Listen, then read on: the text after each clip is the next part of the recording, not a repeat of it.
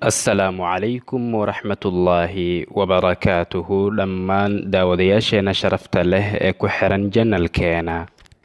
maalinka 10aad ee bisha muxaram waxaa dhacday musiibo aad u weyn oo wada xanuunjisay dhammaan ummadda muslimiinta. waxaa maalinkaas la dilay sayiduna xusein binu caliy radiallahu tacaala canhu wa ardaah, iyadoo isaga iyo dhalinyaro badan oo ka mid ahayd ahlu beytkii nabigeena moxamed calayhi salaatu wassalaam madaxa laga wada jaray. intaas keliya maahee, waxaa sidoo kale maxbuusiin ahaan loo kaxaystay dumarkii ka mid ahaa ahlulbeytkii nabigeena calayhi salaatu wassalaam. dadka sidaas sameeyey gaalo ma aysan ahayn, balse sidee bay ku dhacday in dad muslimiin ah ay ku dhiiradaan in ay seeftooda ku laayaan ahlulbeytkii nabigeena calayhi salaatu wassalaam? markii khilaafada islaamka uu la wareegay mucaawiyata binu abi sufyaan, kadib markii xusein binu caliy radiallahu canhu uu ka tanaasulay oo isaga iyo walaalkiisa xasanba ay la mubaayacoodeen mucaawiyatu binu abi sufyaan, iyagoo sidaas u sameeyey si ay u badbaadiyaan muslimiinta dhiigooda. wuxuu mucaawiye doonay in markii uu dhinto kadib xukunka uu ka dhaxlo oo uu la wareego wiilkiisa yasiid. wuxuu mucaawiye isagoo nool dadka la mubaayacoodsiiyey wiilkiisa yasiid si uu u noqdo qofka ku xiga ama khaliifka ku xiga ee qaban doona khilaafada muslimiinta. kadibna waxaa caro iyo diidmo kala hortagay qaar badan oo ka mid ahaa asxaabtii nabigeena calayhi salaatu wassalaam iyo muslimiinta. maxaa yeelay yasiid ma uusan ahayn qof ku habboonaa in uu qabto khilaafada muslimiinta.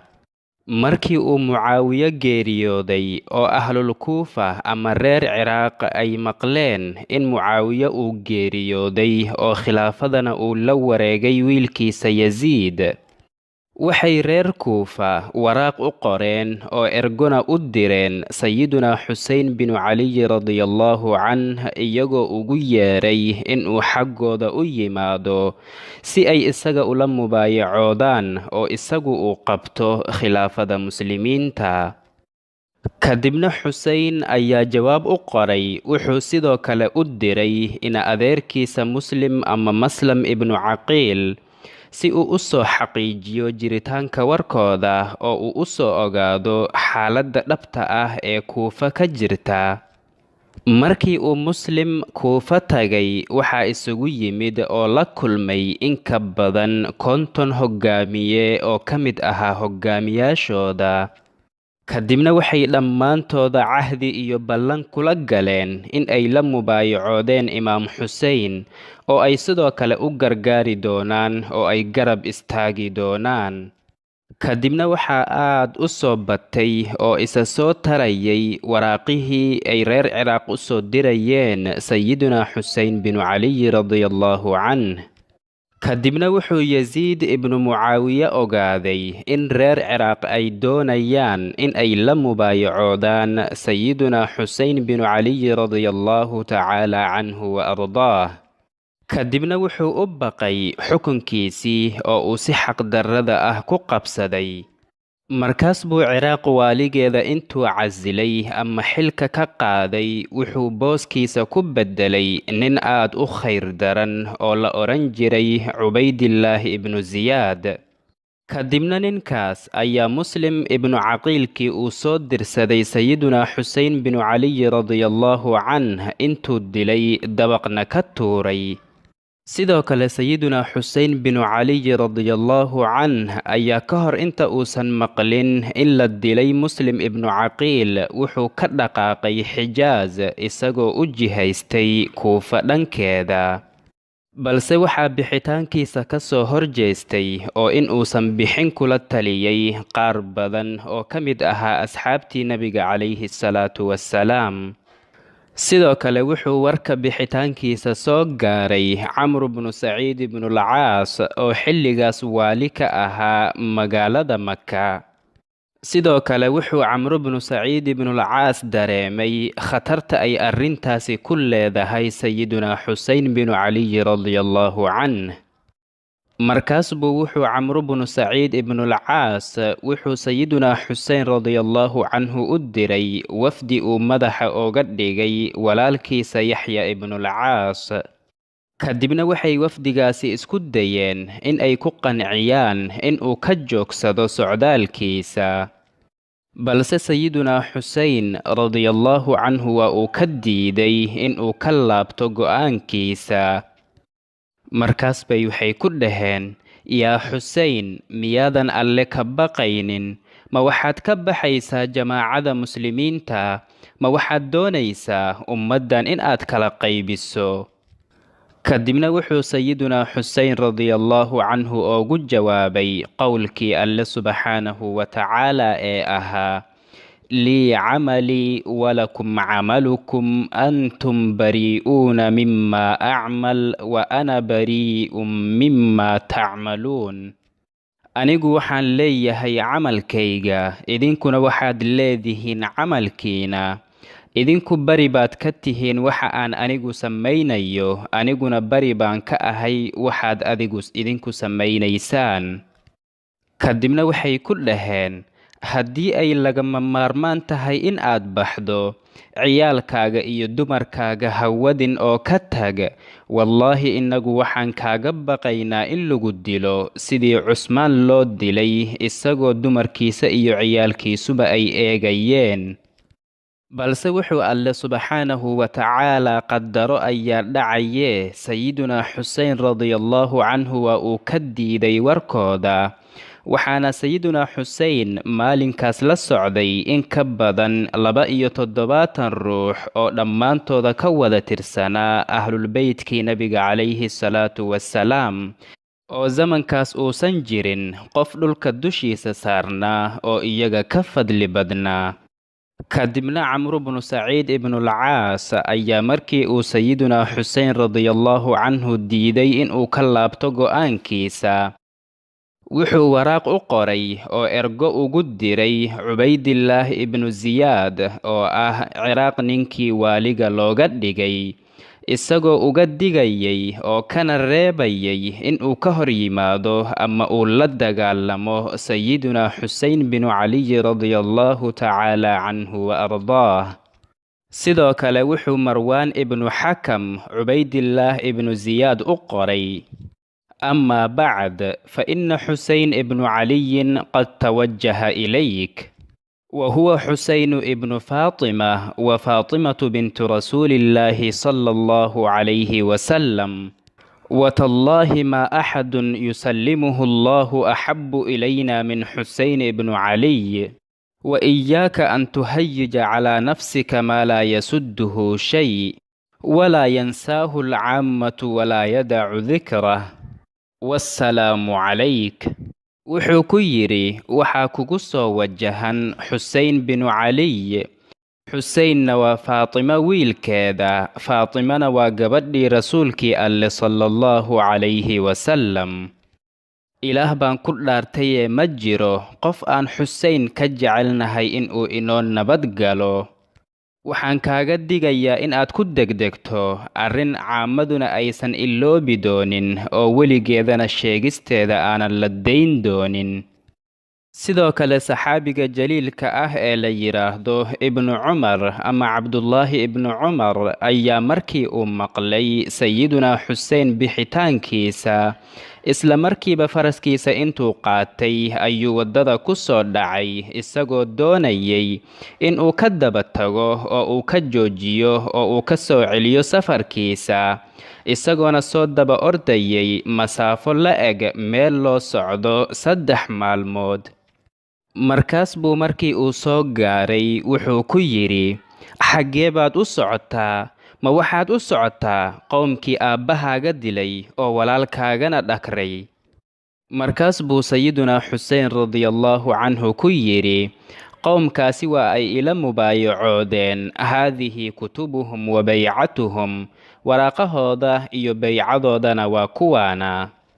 markaas buu ibnu Cumar radiyallahu canhu ku yidhi, ina allaha khayara nabiyahu bayna addunya waalaakhira wuxuu alle subxaanahu wa tacaala nebigiisa kala dooransiiyey adduunyada iyo aakhirada fakhtaara alaakhira kadibna wuxuu nebigu calayhi salaatu wasalaam doortay aakhirada walam yurid iddunya wa innaka budcatun min rasuulillaahi sala allahu calayhi wasalam rasuulku adduunyo ma uusan doonaynin adiguna waxaad tahay qayb ka mid ah rasuulkii alle sala allahu calayhi wasalam wallaahi laa yaliiha axadun minkum wallaahi ma jiro qof idinka mudan wamaa sarafaha allaahu cankum ilaa liladii huwa khayrun lakum allena subxaanahu wa tacaala wax kale idinkagama leexinine wuxuu idinkaga leexiyey in ay khayr idiin tahay awgeeda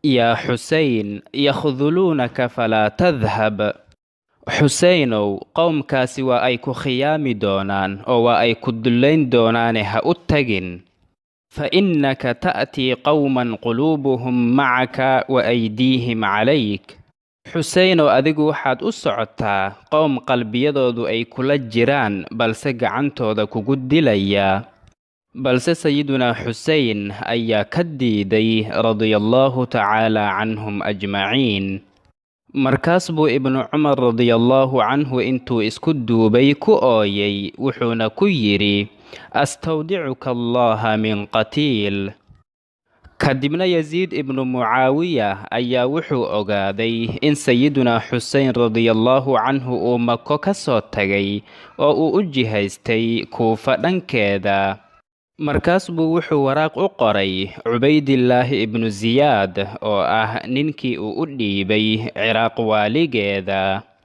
wuxuuna uga digay in uu xuseyn ku soo wajahan yahay balse waxaa la sheegaa in uu ku amray in uusan la dagaalin ilaa uu isagu la dagaalamo kadibna waxaa sayidunaa xuseyn radiyallaahu canhu intii uu waddada ku soo jiray soo gaartay in la dilay in adeerkiisa muslim ibnu caqiil oo ahaa ninkii uu horay ugu soo dirsaday reer kuufa markaas buu muslim reerkiisa si gooni ah ugu tacsiyadeeyey wuxuuna u fasaxay in ay iska laabtaan balse muslim reerkiisu waxay yidhaahdeen haddii aad noolaato adiga ayaan kula noolaanaynaa haddii aad dhimatidna ma jirto gadaashaada wax aan nolosha ku falayno kadibna markii ay soo dhowaadeen ayuu cubaydullaahi ibnu siyaad wuxuu u soo diray cumar ibnu sacad iyo ciidankiisa waxayna ciidankaas uu u soo diray ka koobnaayeen 4,000 oo dagaalyahaan kadibna cumar ibnu sacad ayaa ka cagajiiday oo ka daahay in uu la dagaalamo ama uu dagaal ku qaado sayidunaa xuseyn binu caliy radiyallaahu canh kadibna wuxuu cubaydullaahi ibnu siyaad ugu soo handaday ama ugu cagajugleeyey in uu casili doono oo gurigiisana uu ka burburin doono oo naftiisana uu dili doono haddii uu fulin waayo amarkii uu siiyey kadibna ciidankan ayaa sayidunaa xuseyn radiyallaahu canhu iyo dadkii la socdayba 4 jiha ka hareereeyey waxayna cunaqabatayn ku haayeen muddo 3 maalmood ah iyagoo xitaa u diiday biyo ay cabaan iyagoo sayidunaa xuseyn radiyallaahu canhu iyo carruurtiisa iyo dumarkiisuba ay oon la haraadayeen kadibna wuxuu sayidunaa xuseyn radiyallaahu canhu ka dalbaday in ay u oggolaadaan 3 arrimood midkooda midda koowaad oo ah in uu dib u laabto oo uu isaga laabto halkii uu ka yimid iyo middii labaad oo ahayd in uu aado yasiid ibnu mucaawiya oo uu la soo mubaayacoodo iyo midda saddexaad oo ahayd in uu iska baxo oo uu meel kale iska aado kadibna cumar ibnu sacad ayaa dalabkii uu sayidunaa xuseyn radiyallaahu canhu u soo jeediyey u qoray cubaydullaahi ibnu siyaad kadibna wuxuu cubaydillaahi ibnu siyaad cumar ibnu sacad u soo qoray bismillaahi araxmaani araxiim amaa bacd farriintaadu waa ay isoo gaartay waana fahmay waxaad sheegtay waxaad xuseyn u bandhigtaa in uu la mubaayacoodo yasiid ibnu mucaawiya iyo dhammaan asxaabtiisa haddii uu taas oggolaado waan arkaynaa, wassalaam. balse sayidunaa xusein radiallahu canh ayaa arrintaas ku gacan seeray oo diiday, wuxuuna yidhi, wallaahi gacantayda dullinimo iyo addoonnimo iskuma dhiibayo. anigu dulmi iyo gardarro iyo fasahaad uma aanan soo bixin. anigu waxaan u soo baxay in aan islaaxiyo awowgayga ummaddiisa. waxaan doonayaa in aan macruufka faro oo aan munkarkana reebo. waxaana ku socdaa waddadii awowgayga iyo aabbahayga caliy bnu abi taalib. qofkii xaqa igu qaabilo fallaahu awlaa bilxaq. qofkii wax kale ila doonayana waan sabrayaa oo waan sugayaa ilaa inta uu alle subxaanahu wa tacaala ina kala xukumayo aniga iyo qowmka. markii subaxdii la gaaray oo maalinkaasuna uu ahaa maalinka 10aad ee bisha muxaram oo ah maalinka la yidhaahdo yowmul caashuuraa, waxay sayidunaa xusein radiallahu canh iyo dadkii isaga la jiray bay isku diyaariyeen dagaalka. waxaana la jirtay 32 ruux oo fardooley ahayd iyo 40 kale oo dhulka ka dagaalamaysay. sidoo kale waxaa isdiyaariyey yasiid ciidankiisa oo uu hoggaaminayay cumar ibnu sacad. waxaana la sheegaa tiradoodu in ay ku dhowayd 40,000 oo dagaalyahaan. waxaana sayidunaa xusein radiallahu canhu asxaabtiisa lagu wada dilay hortiisa ilaa ay ka wada shahiideen dhammaantooda. ahalkiisa qofka ugu horreeyey ee ka shahiidayna wuxuu ahaa caliy al-akbar ibnu xusein. markaas bay asayidatu zaynab bintu caliy oo ahayd xusein walaashiisa intay soo baxday isku duubtay caliy al-akbar meydkiisa. kadibna sayidunaa xusein radiallahu canh ayaa intuu gacantiisa ku qabtay wuxuu ku celiyey teendhadeeda. kadibna waxaa isku xigxigsaday shahiididda dhallinyaradii ka mid ahayd ahlulbeytkii nebigeena calayhi salaatu wassalaam. kadibna markii ay dhammaan asxaabtiisa laayeen ayay daalimiintan isku wareejiyeen sayidunaa xusein radiallahu canhu hareerihiisa. markaas buu sayidunaa xusein radiallahu canh seeftiisa midig iyo bidix kula dhex cararayay iyadoo iyaguna ay ka cararayeen, iyagoo qof walba uu nacayay ama uu ka cararayay in uu gacantiisa ku dilo sayidunaa xusein radiallahu tacaala canhu wa ardaah, ilaa uu u soo bareeray nin aad u khayr daran oo lagu magacaabi jiray zurcata ibnu shurayk atamiimiy. markaas buu seefta ooga dhuftay gacantiisa bidix, kadibna nin kale ayaa ku dhuftay garbihiisa. kadibna waxaa waran ku dhuftay nin kale oo khayr daran oo lagu magacaabi jiray sinaan ibnu anas. kadibna wuxuu xusein radiallahu canh dhulka ku dhacay isagoo shahiid ah. kadibna nin kale oo khayr daran oo la odhan jiray shumar ibnu diljawshin ayaa intuu u yimid wuxuu madaxiisii sharafta badnaa ka gooyay jirkiisii daahirka ahaa. waxaa sayidunaa xusein radiallahu canhu markii la dilay jirkiisa ku taallay 33 waran iyo 34 kale oo dhaawacyo ah. ciyaalkiisana waxaa ka badbaaday oo keliya caliyul asqar, kaasoo ay ku badbaadeen imaamu xusein binu caliy radiallahu canhu durriyadiisa. kadibna waxay madaxiisii sharafta badnaa u qaadeen oo ay u geeyeen cubaydillaahi ibnu ziyaad. markii ay madaxiisa soo hordhigeen ayuu wuxuu bilaabay in uu geed uu gacanta ku haystay uu afkiisa ku kala qaado oo uu faruuryihiisa ku dhaqdhaqaajiyo. markaas buu abubarazat al-aslamiyi wuxuu ku yidhi, والذي لا إله إلا هو لقد رأيت شفتي رسول الله صلى الله عليه وسلم على هاتين الشفتين يقبلهما والله لأسوءنك.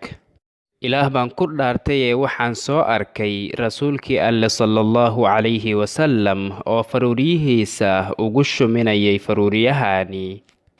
warhooy isaga iyo shafiiciisa muxamedba sallallahu calayhi wasallam waa ay isla iman doonaan maalinka qiyaamaha.